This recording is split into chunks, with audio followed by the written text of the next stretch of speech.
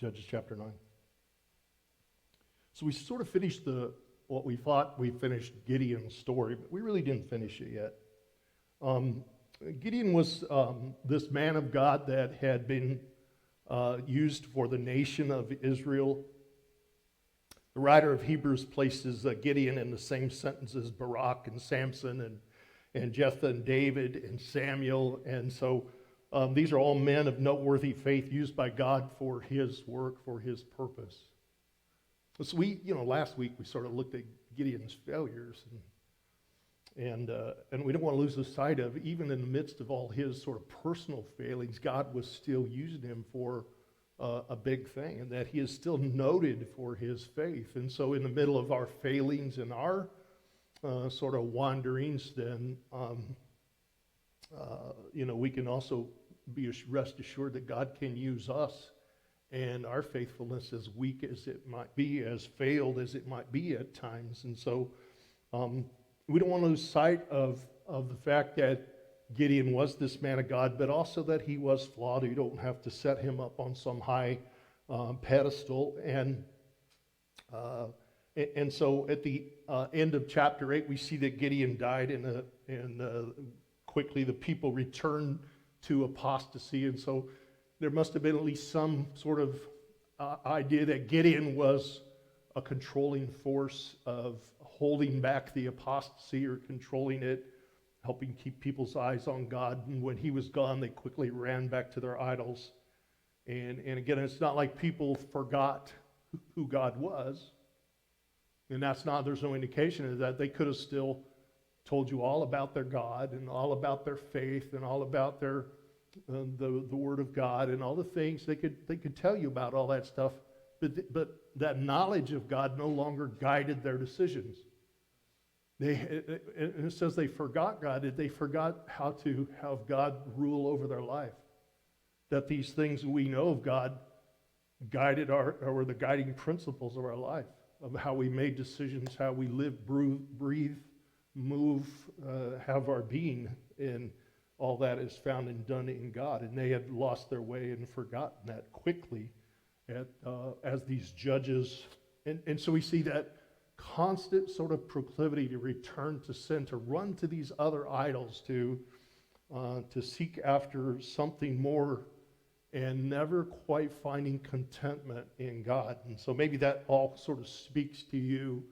It certainly does to me in some level, that not only have I, like most, battled those kinds of things, particularly in the past, but those battles aren't behind us. We haven't sort of risen to this place where we no longer fight those nasty sins in our life, that we are now Christians and we don't have those battles. But none of us have risen to that point. But if you think that you can't have those kinds of things in your life, then you're already losing.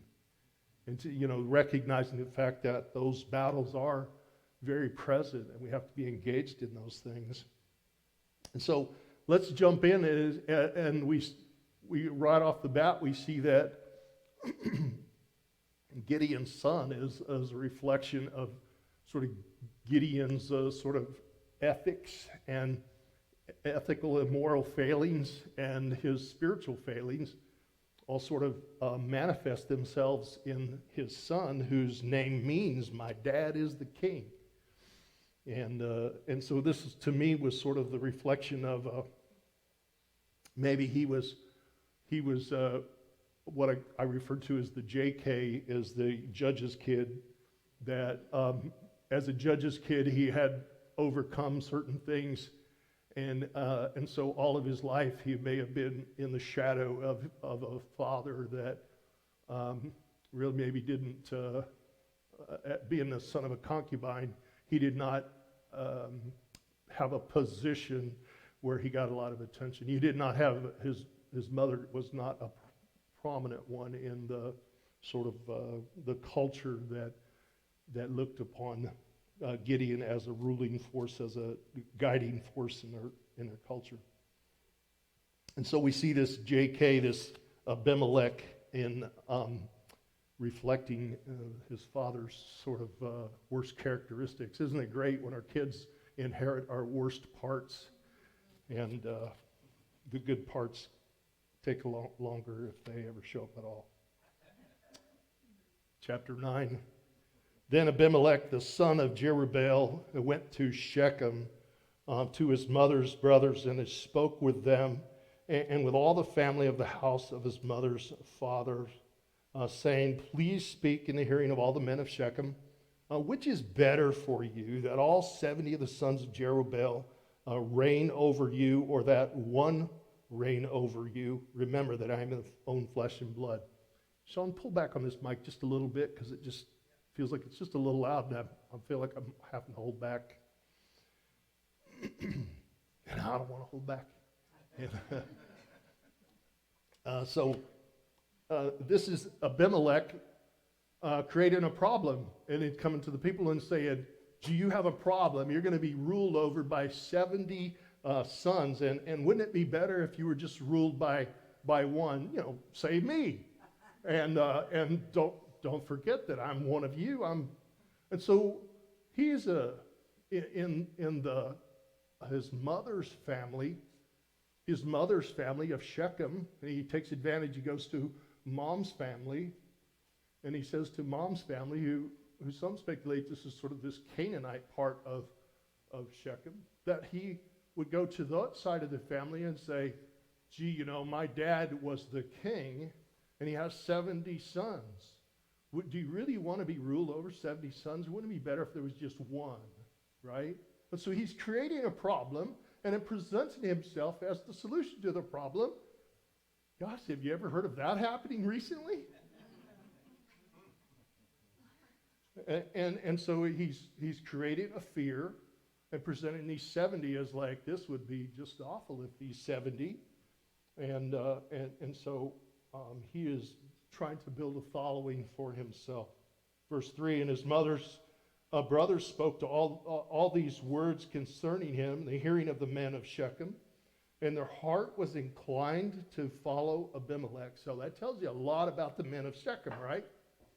That there may have been other factors that we're not aware of in the scripture, but he presents fear, presents a problem, presents himself as the solution, and they buy into it and take this, go down this path with him. Their hearts are inclined to follow him. And for they said, he is our brother. And so the deciding factor of this is not whether he's qualified, whether there truly is a problem that needs to be solved, or if he's qualified, but it's very political. It's like, well, he's our brother. We're going to side with him. We're going to take him because he's one of us. And those other folks are not one of us. And so we can see the division that he is causing, and really is just sort of taking advantage of possibly a division that already existed. So they said, he is one of our brother, verse 4. So they gave him 70 shekels of silver from the temple of Baal Baroth, with which Abimelech hired worthless and reckless men, and they followed him. And then he went to his father's house over, and he killed his brothers, the 70 sons of Jerubbaal, on one stone. But Jotham, the youngest son of Jerubbaal, was left because he hid himself. And all the men of Shechem gathered together, all of Beth Millo, and they went and they made Abimelech king beside the terebinth tree at the pillar that was at Shechem. So there's just a lot happening in that verse. And this begins with, as we said, that they said, yes, we're going to follow you, Abimelech. And so they give him 70 shekels of silver. And these 70 shekels of silver were really to pay worthless men a shekel apiece to go commit murder, which is kind of fascinating because murder apparently was cheap at that time. Life was viewed as cheap, that a single shekel of silver would hire worthless men.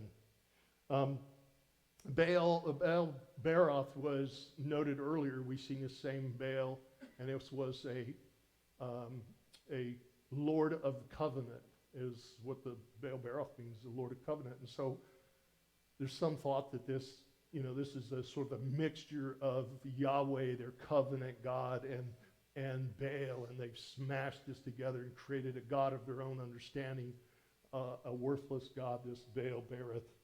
And if Yahweh is included in that in any way, shape, or form, it is just an example of them worshiping their God in the wrong way and mixing with other gods. And so Abimelech has got the following of his community. They give him 70 shekels, and he takes it to hire worthless and reckless men. Who knew that there were reckless and worthless men at that time? They were worthless means they were ethically empty. Ethically empty. They were idle-minded, not known for their morals or original thinking, which makes them Democrats. Now, that's just a joke. Don't keep your shorts in a wad. Because there's plenty of worthless and reckless and mindless and unethical Republicans too. So maybe we should just say they had plenty of politicians in their day. And so since our live stream's going away anyway, why not, Reckless, reckless is to be haughty and is sort of a reckless pride. It's to be haughty and think highly of yourself. And so they thought highly of themselves, but it was all baseless. There was nothing to support that. They were empty, morally, ethically, they had no character, and so there was no base for their haughtiness at all. And so they are just the kind of person that Abimelech likes because they're not thinking, and that they would just follow him and simply for money. So to get hired as a mercenary, you get hired a mercenary, you didn't go for the pay, right? You didn't go for the pay to get that shekel to go murder someone. You took the shekel, and that got you there, but a mercenary went for the loot that you would get when you began to kill off and conquer towns and people, that the plunder is what the real pay, what you could get out of it from plunder. And so that's the way that worked in those days. And so they follow him. They went to Ophrah and to Gideon's home and to his father's home, and they killed these 70 brothers, sons of Jerubbaal. They killed them all on one stone. And so you think about this, one stone they killed them on. So that was 70 people in a single file line, and they killed them one at a time on this stone, one after another. And each one watching as the next one, and whoever else was there, one at a time. 70 sons were murdered.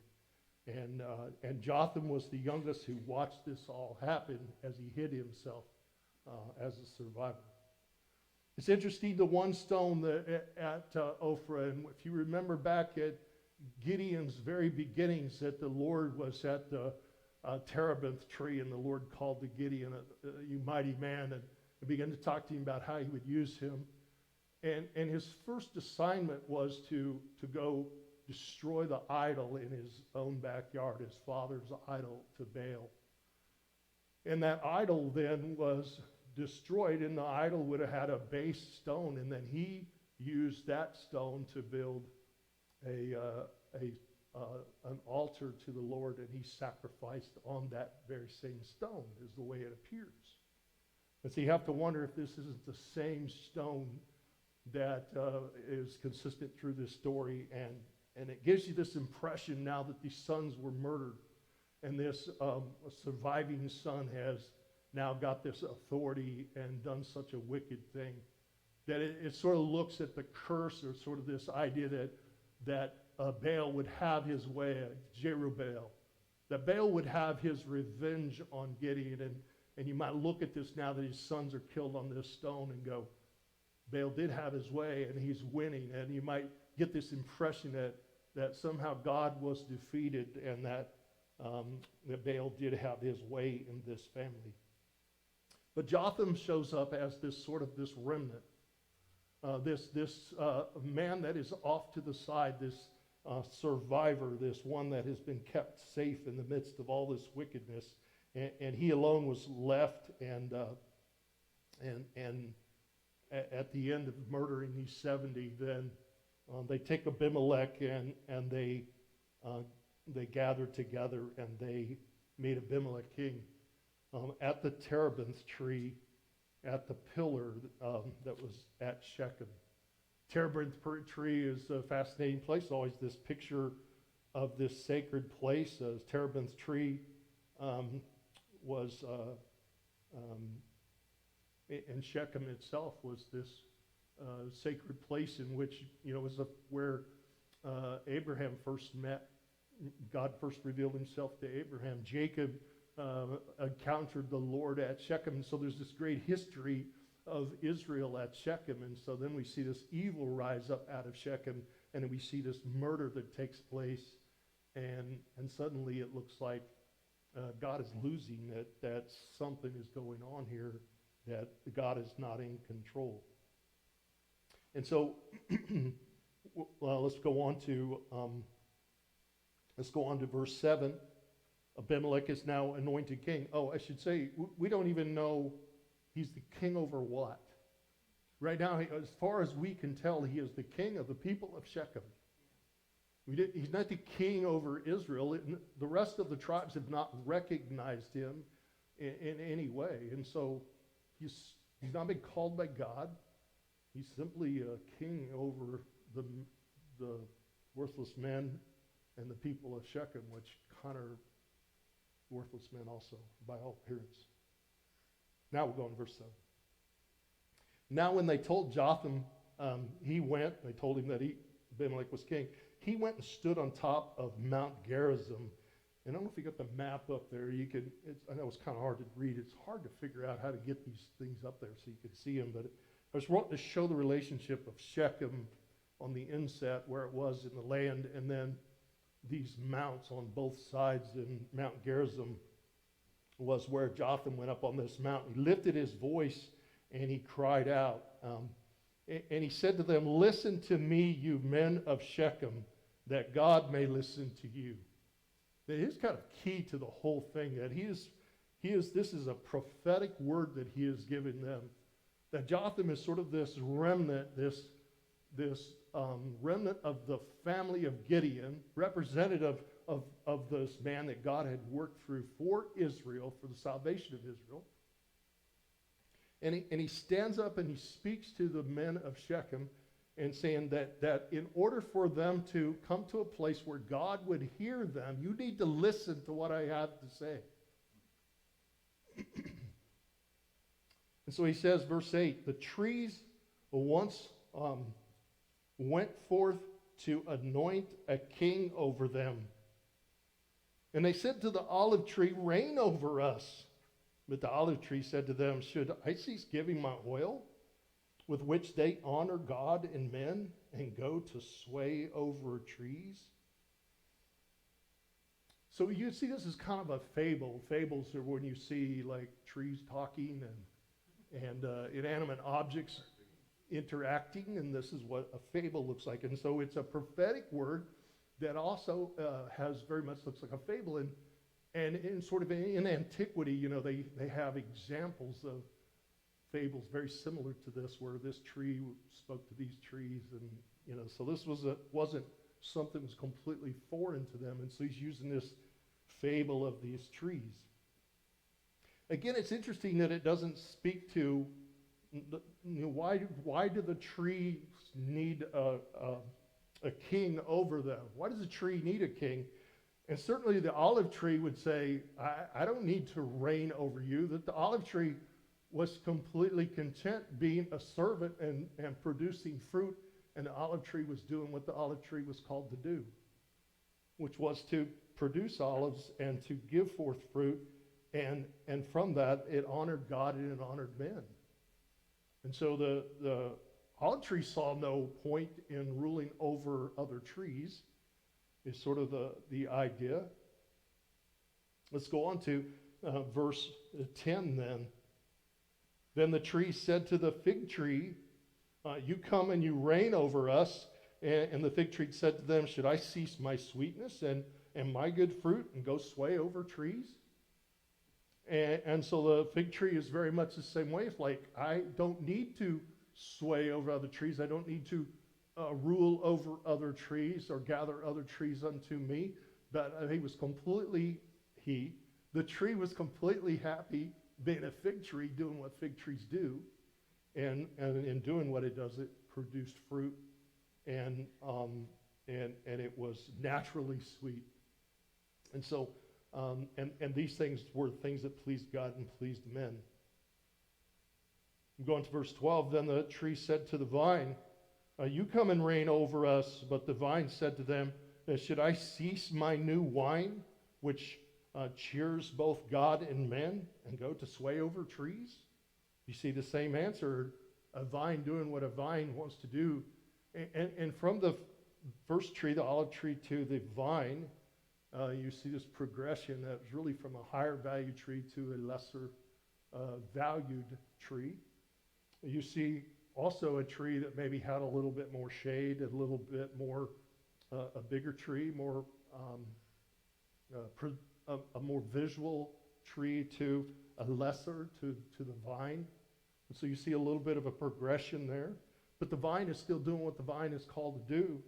And for the vine to cease doing that, to rule over other trees, would to surrender what it was called to do. And for all three of those is sort of in the fable, I push back to the original trees. Why do you need someone to rule over you in order to do what you were called to do? To be who you were called to be, and to be fruitful, and to please God and please men. These trees had found their place.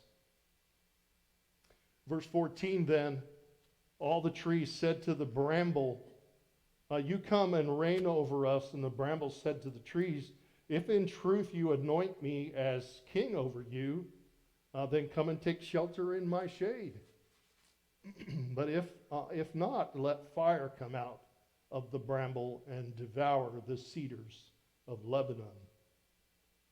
And so the thorns, the thorn tree, the bramble, which would have been, can you imagine, trees seeking a bramble to rule over them, to hold sway over them.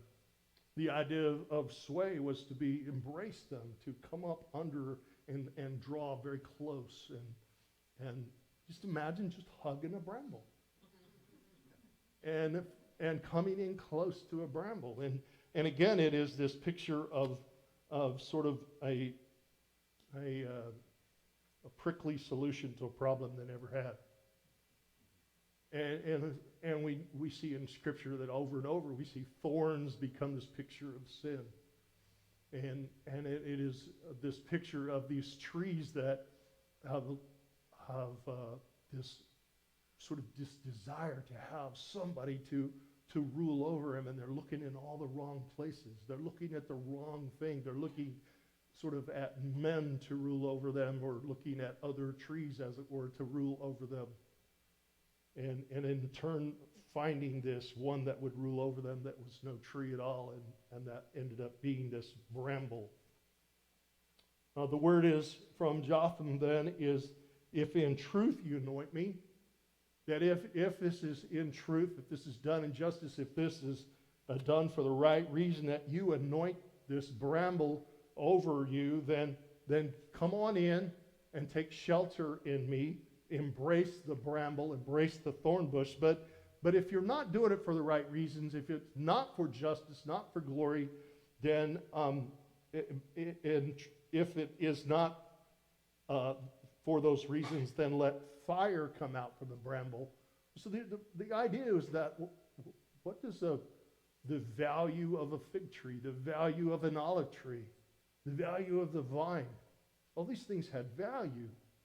And that value was, they're calling, what is the value of a bramble? At that time, the only value of a bramble was to set a fire. It burned good. It was good for starting a fire. And so the bramble was, its value in the culture was to start a fire. So if this was not done for the right reason, then let the bramble do what the bramble was good at, and that was to produce fire. Let fire come out from the bramble and devour the cedars of Lebanon. So this Jotham sounds on this hill, produces this fable, this prophetic word to them. Verse 16 then. Now therefore, if you have acted in truth and sincerity in making Abimelech king, and if you have dealt well with Jerubbaal and his house, and have done to him as he deserves. Now put a parenthesis there in verse 17. There's a parenthetical statement. Parenthesis there in verse 17. For my father fought for you. He risked his life, and he delivered you out of the hand of Midian.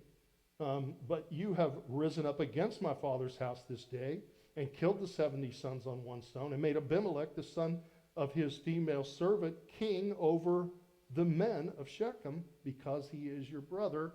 End of parenthesis there. Make sense? And so let's go back and let's go to verse 16, and then we're going to skip the parenthetical statement and put this together. And now therefore, verse 16, if you have acted in truth and sincerity, Jotham's talking to the men of Shechem, in making Abimelech king, and if you have dealt with Jerubbaal and his house, and have done to him as he deserves, if then you have acted, verse 19, in truth and sincerity with Jerubbaal and with his house this day, then rejoice in Abimelech, and let him also rejoice in you. Verse 20. But if you have not, which is to say, if you have not done rightly, if you haven't acted in truth and sincerity, if you haven't done what is right by Baal, if you've acted in a wicked way in any way, shape, or form, then let fire come out from Abimelech and devour the men of Shechem and Beth Millo. And let fire come out of the men of Shechem and from Beth Millo and devour Abimelech. And Jotham ran away and fled, and he went to Beer and dwelt there for fear of Abimelech, his brother. So we see Jotham is sort of another JK, another judge's kid, but he becomes this sort of type, this sort of remnant of Israel, this remnant of righteousness, and he's the son that inherited the good things that were going on in Gideon's life, and he speaks from his heart to the men of Shechem this prophetic word through this fable, and in way of bringing a curse upon them if they have not done right, if they have not. It's really two curses. If they have acted wickedly, that the two things would happen. There would be fire come from Abimelech to consume them, and that fire would come from them to consume Abimelech. I forgot to mention, I think, it talks about Shechem and Beth Millo. And Beth Millo would be,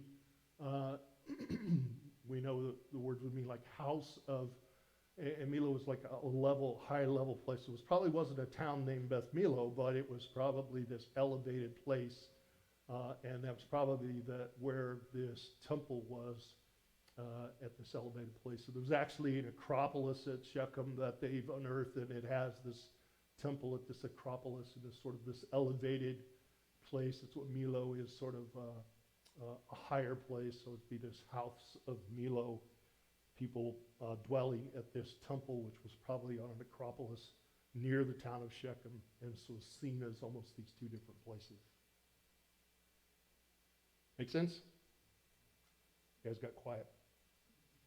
Let's go on verse 22. After Abimelech had reigned over Israel 3 years. 3 years. That was a long 3 years. Jotham delivers this. So this is where I want to get in the head of Jotham. He delivers this message from the mountaintop. This fable. And this is not going to end well. You need to turn away. If you want God to hear, you need to hear me. And in 3 years, he's like, God, I stood on the mountain and delivered it. And I thought next week, you were going to come and put the hammer down on this, And God's timing is perfect. And we find ourselves in a similar place, right? right? We see the same people. We see wicked men creating a problem and creating fear and making division and presenting themselves as the solution to the problem to create more division and then to kill or cancel anybody that disagrees with them to keep themselves in authority. Does any of that sound familiar?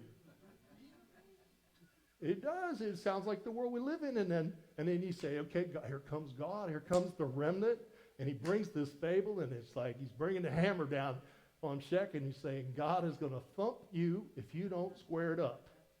And turn away from all of that and put your face back towards the Lord in repentance. And then he goes and hides. 3 years. He's like, come on. I can't imagine that he wouldn't have been impatient. And I've been impatient in 3 hours. So God sent a spirit of ill will. So this is God sent a bad disposition upon those that were predisposed to bad disposition. So God didn't have to do much. Like these like sort of the scales were already tipping towards bad, and he just put his finger on the scale a little bit and tipped them all the way because they were inclined.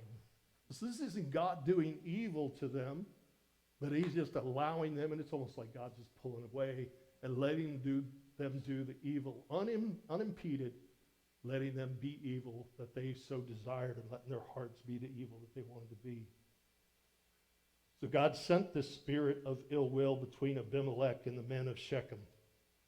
And the men of Shechem dealt treacherously with Abimelech, that the crime done to the 70 sons of Jerubbaal might be settled and their blood be laid on Abimelech, their brother, who killed them, and on the men of Shechem, who aided him in killing of his brothers.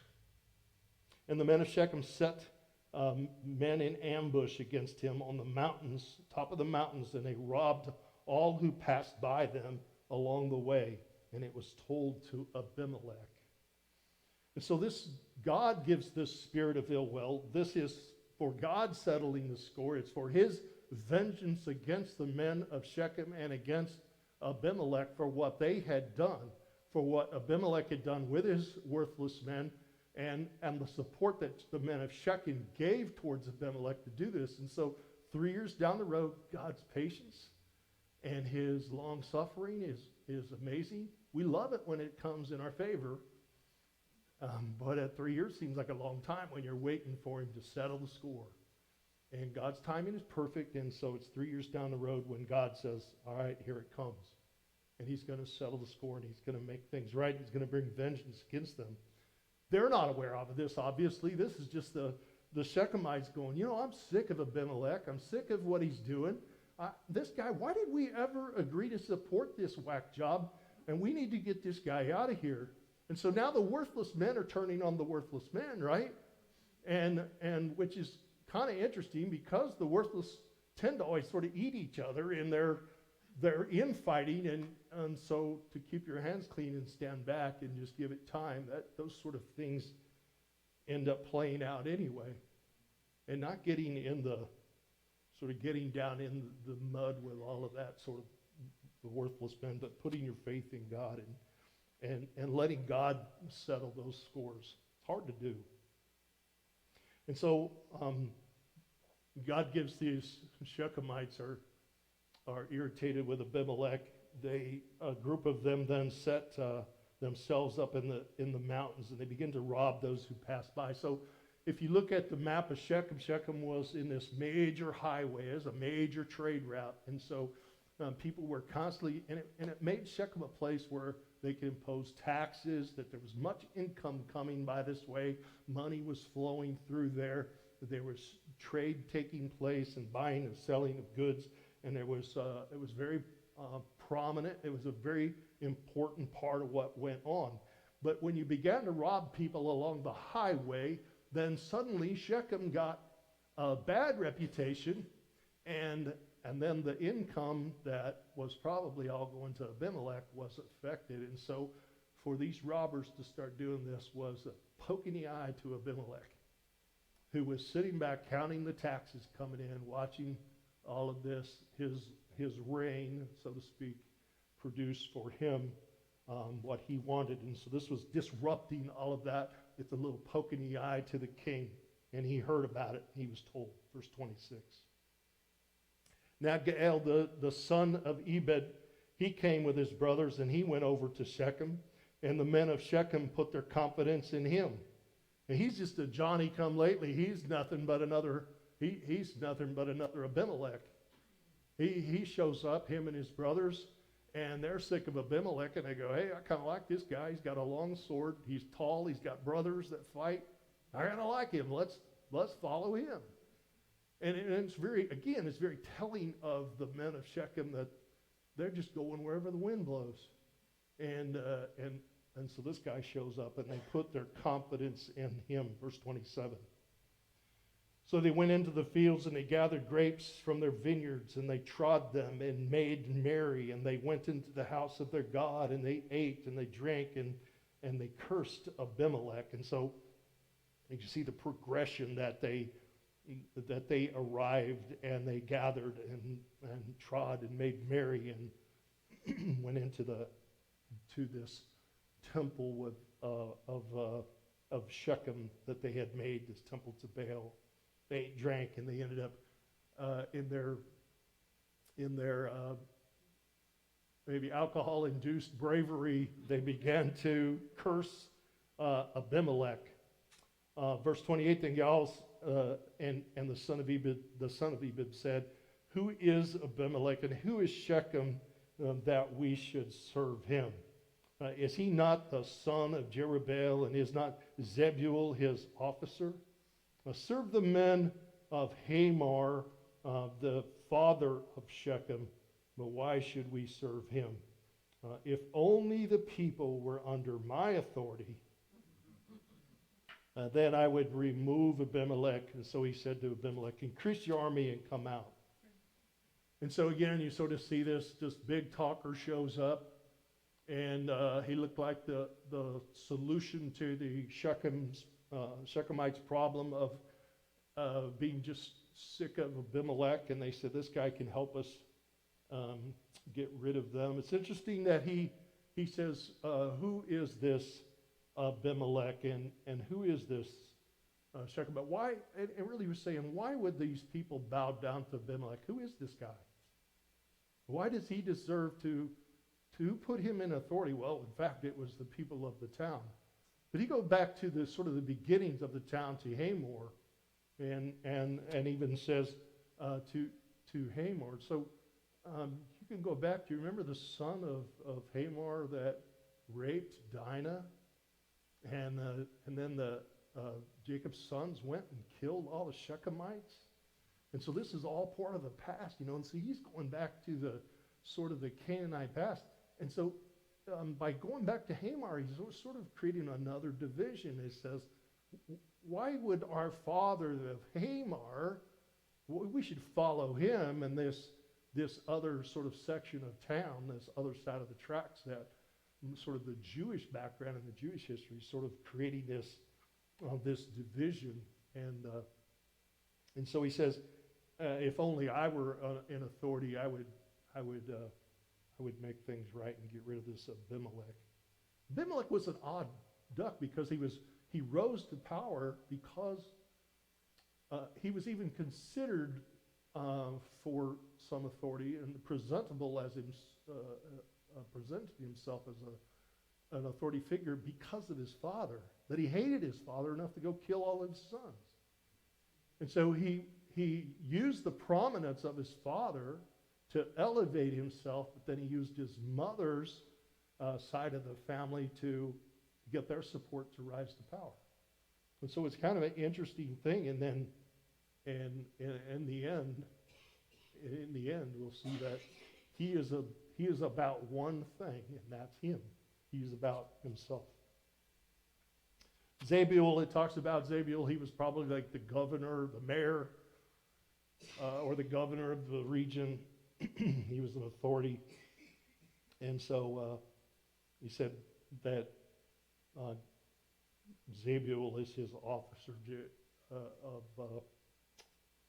of Abimelech. Verse 30. Then Zebul, this ruler of the city, heard the words of Gaal, the son of Ebed, and his anger was aroused, and he sent messengers to Abimelech secretly, saying, take note, Gaal, son of Ebed, and his brothers have come to Shechem, and here they are fortifying the city against you. Now therefore get up by night, you and the people who are with you, and lie in wait in the field.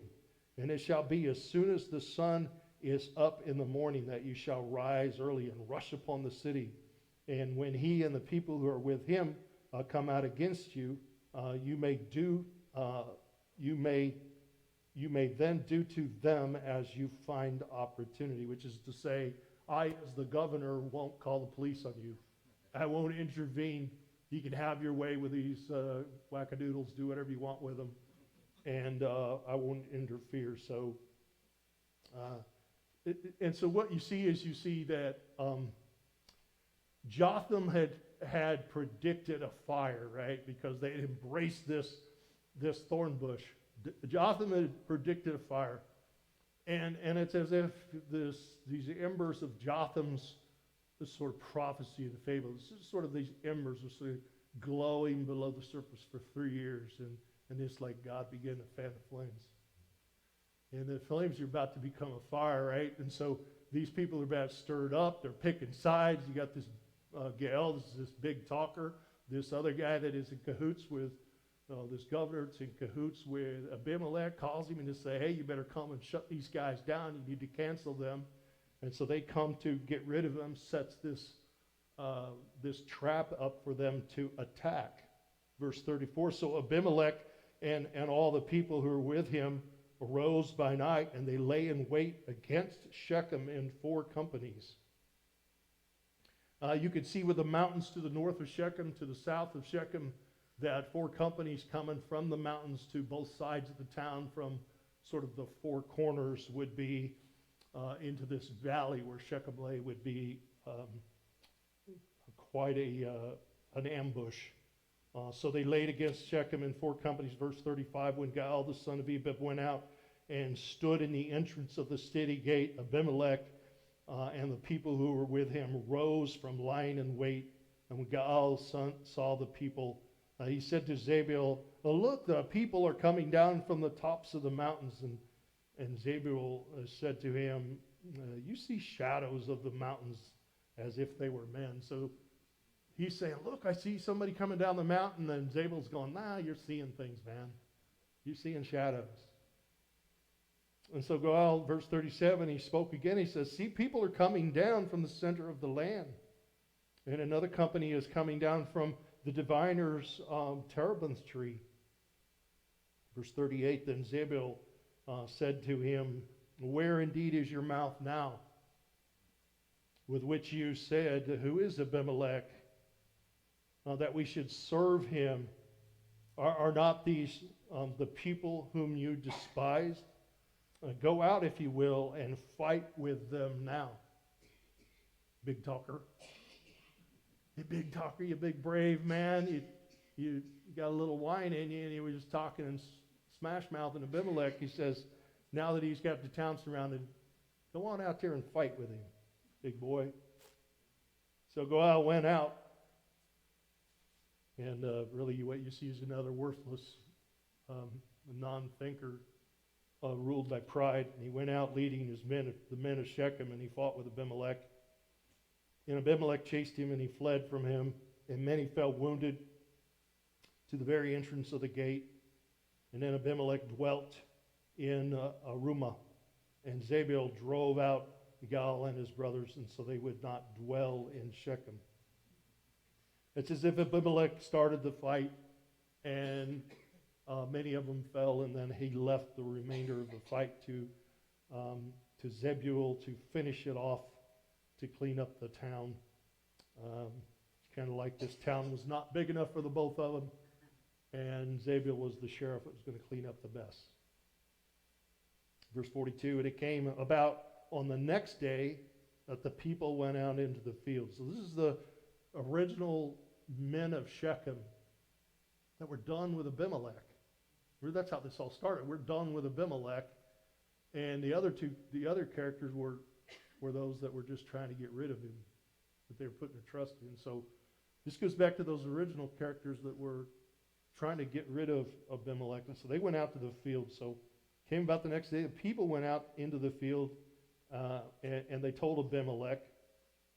And so this is, again, probably Zebul or others that told Abimelech. And so he took his people, and he divided them into three companies and lay in wait in the field. And he looked, and there were the people coming out of the city, and he rose against them, and he attacked them. Then Abimelech and the company that was with him rushed forward, and they stood at the entrance of the gate of the city, and the other two companies rushed upon all who were in the fields, and he killed them. So Abimelech fought against the city all that day, and he took the city, and he killed the people who were within it, and he demolished the city, and he sowed it with salt. A king who has no one to rule over ain't a king over much. A leader that has no one following him is a man out for a lonely walk. He just killed the people that were put him in power. He just killed those that he had to, because they had turned against him. You live by that sword, you die by that sword. This is a reaping and sowing lesson. Sowing the city with salt was possibly sort of a spiritual curse. And some see it as a spiritual act an act of cursing the city. But also sowing it in salt would have made the land useless and not able to produce anything, nothing to grow in the land. So there's sort of a two-part idea of sowing it in salt, but the principle was the same, that he killed everybody in the city, and he killed the city so they wouldn't be useless. Verse 46.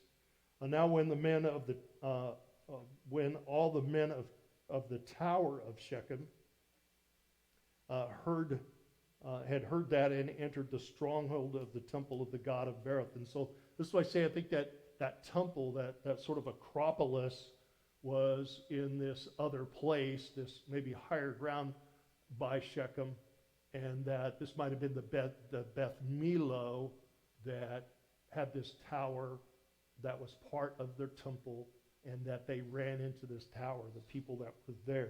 Because he'd already killed all the men at Shechem, it said, so sowed it with salt. Now he's got this sort of other part of Shechem, which is the temple. And so now the men of the tower of Shechem and heard that, they entered into the stronghold of the temple of the god Berith, and it was told Abimelech that all the men of the tower of Shechem were gathered together. And then Abimelech went up to Mount Zalmon, and so nobody really knows where Mount Zalmon is. I think it's shown on this map. It's a guess. It's a best guess for someone. Nobody really knows for sure. But they went up to this Mount Zalmon, he and all the people who were with him, and Abimelech took an axe in his hand, and he cut down a bow from the trees, and he took it and he laid it on the shoulders, and then he said to the people who were with him, what you have seen me do, make haste and do as I have done. So each of the people likewise cut down this branch, and they brought Abimelech and put them against the stronghold, and setting the stronghold on fire above them, so that all the people of the tower of Shechem died, about 1,000 men and women.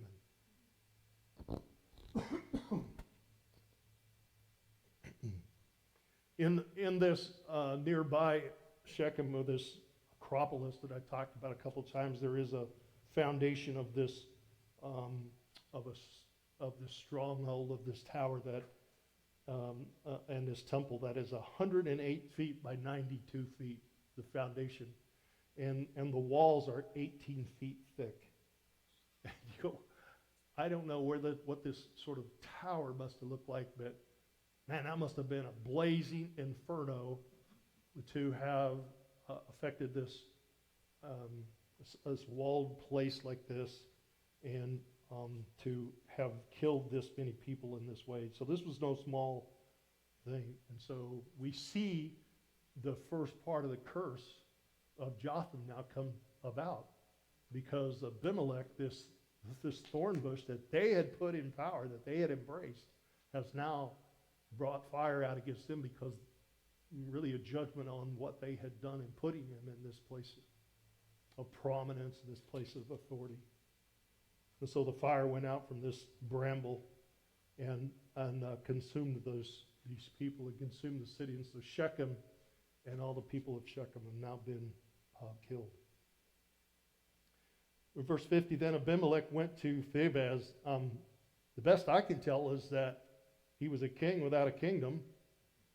And so Thebez must have been the next closest thing. It was about 20 miles east, and it must have looked weak. And it's kind of presented as a unwalled city. It's weak. It had a strong tower, but it really didn't have wasn't a fortified city. So Abimelech went to Thebez, and he encamped against Thebez, and he took it. But there was a strong tower in the city, and all the men and the women and all the people of the city, they fled there, and they shut themselves in. Then they went up to the top of the tower. And so Abimelech came as far as the tower, and he fought against it, and he drew near the door of the tower to burn it with fire, because he had done this before, and it worked so well. But somebody had anticipated such a move. Verse 53, but a certain woman dropped an upper millstone on Abimelech's head and crushed his skull. I forgot to look up. Then he called quickly to the young man, his armor bearer, when he said to him, draw your sword and kill me, lest men say of me, a woman killed him. And so his young man thrust him through, and he died. And when the men of Israel saw that Abimelech was dead, they departed every man to his place. It's kind of interesting, because it presents that this Abimelech was a leader of some sorts that gathered worthless men around him, that he was being followed by men that were seeking something, and they found it in him. Sad to say. And poor leadership is easy to follow. You see it over and over. Wicked leaders are easy to follow, and they draw a following often. But godly leaders and godly people, you got to count the cost, and it is much easier, and there is a cost to it, and it is a commitment to it, and so you have to be fully committed to following the ways of God, and so he goes to this. I don't know. Apparently, it was obviously a major thing for him to die because a woman dropped a millstone on his head. Hurry up and stab me so I die of a sword. And that must have been about that much better than dying from a head wound. And you're laying there dying. I'm not sure why it mattered all that much to you when you're laying there dying, but it mattered to him because his sort of heritage, what people would say about him in the future was important. And so instead of saying a woman killed me, it said a woman dropped a millstone on your head, but you had somebody kill you first. So I'm not sure how much better that is. Obviously, it ended the same. It's fascinating because Abimelech you go back to the root of Abimelech's start, and it started at the hand of a concubine, his mother as a concubine who had him by Gideon, his father. And so it was from this woman that he rose to this place in his life, and then it was from the hand of a woman that ended his life from throwing a millstone. Millstones were there's lots of different kinds. At that time, they say that the base stone would probably have been a stone of 100 pounds or 80 to 100 pounds or so. And then the upper stone, there were different kinds, but for a handstone at that time was really a stone that a woman grinding would hold, and it might have been about 5 to 7 pounds. And that, I'm thinking, she had a pretty strong arm. She ground with that 5-pound stone all the time, and that thing just fit her hand just right. She had control of it, and she was strong, and she bebopped him in the head. That was one strike. And so it's not, it makes sense, and he was very worried about appearance. Verse 56 then, thus God repaid, and so this whole story, it goes back to what we said at the beginning. This was God sort of fanned the flames of sort of disunity and discontent among the Shechemites to begin to say, hey, we're kind of tired of this guy. So after 3 years, God began to move, and this is the culmination of it is verse 56, that God repaid the wickedness of Abimelech, which he had done to his father by killing his 70 sons. And all the evil of the men of Shechem, God returned on their own heads, and on them came the curse of Jotham, the son of Jerubbaal. And so both sides of the curse of Jotham that was brought through this fable that they had so long to have this man rule over him, to have someone rule over him. He's really seeking a solution to a problem that didn't exist. And out of that flowed all this wickedness and all this evil and all of the stuff that they had to bring. It's interesting, so we look back at this and go, what do we draw from this as Christians? And so just a couple things is that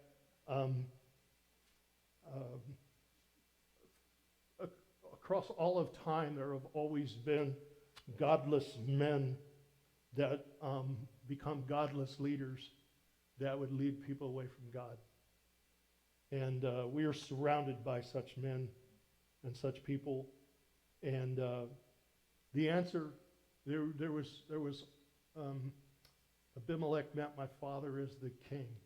And in reality, he had a king that was far beyond his father that ruled over his life, and he just was not aware of it. He had that opportunity, but he was not aware of it. And so it's important for us to remember our Lord and our King over our life, and that the sovereignty of our King, and that we place him in as ruler over all that we have, all that we are, all that we do within our lives, and that the interface with these wickedness that we run into, then we leave that vengeance to God. We leave that God to take care of those things. And going along with that is that God's timing is perfect. We find ourselves, we see the world get darker and colder and more wicked. Man, there's just like some new wickedness every day. It is just getting so bizarre. It's something crazy every day, and it just leaves you shaking your head and going, how much longer will God let these things go on? And we don't know. And we got to be so cautiously with that, because God's timing is absolutely perfect. And we trust his timing, and that because we have such a longing for so many to come to the Lord before the Lord brings vengeance in his way. I kind of noted that people are susceptible to worthless men, to worthless leaders, and so we have to guard ourselves, guard our lives about that. You know, something occurred to me, and I was thinking about this morning, and I'll just kind of close with this thought, is that so much of the time, say mankind, and the fact that so many of these polls and surveys show that people within the church and outside the church don't act much different. And it's kind of a sad conviction that ought to be on the church, that when you go, the way we think, the things we consume, the things we put before our eyes, the way we live our lives, that in fact the church, and I use that term as those that consider themselves part of the church, and even buildings with people in them that call themselves the church, whether they are or not, But the truth is there's very little difference in divorce rates, broken families, pornography. All those numbers are very similar in the church as they are outside the church. And men go out into the world and live in the world. And within the world, we spend an inordinate amount of time putting on a show, displaying, worrying about what other people think of us. And so we worry about ourselves and what other people would think. And so we put on a display, and we put on the happy face, and we put on you see people put the TikTok videos and put their life on display, and we make sure that our Facebook shows us happy and all our awesome vacations or whatever it is. Everything is perfect and lavish and wonderful, and we are spending an inordinate amount of time. And then when we come into church, we spend a lot of time looking at everybody else when we're in church. We don't spend near as much time thinking about ourselves. We spend the time thinking about what that person should have done and that person could do. We got to completely flip around. Shouldn't we be God's people out in the world, caring about what people think about God? Caring and loving on people? And when we come into here, shouldn't we be standing before God and examining ourselves, not examining everybody else, but examining ourselves in the context of standing before God as if it was just me and God? But we do it corporately. We all stand before God, and we have this bond because we all stand before him as an individual. That when we come before him, we don't bring anything else. It doesn't matter other people that might be in our lives. They don't bring anything to my standing before God. My standing before God is what is in my heart, as I stand stripped clean of all the things in the world. Your TikTok videos, your Facebook page, all the junk, whatever you got that we tend to chase after and find hope in, it's all going to burn away someday. We're going to stand before the Lord. I want to spend time as an individual standing in the presence of God, examining myself in the context of a child of God, that he has done so much for us. And what is my response to that? And how should I react? How should I, as we look at a Gideon and we look at his family, God had done so much through that family to deliver them. And what was the response? And over we see this cycle, and with every cycle it slips a little further. And we see that the next generation is poised to a new level of apostasy. We see the same thing going on around us.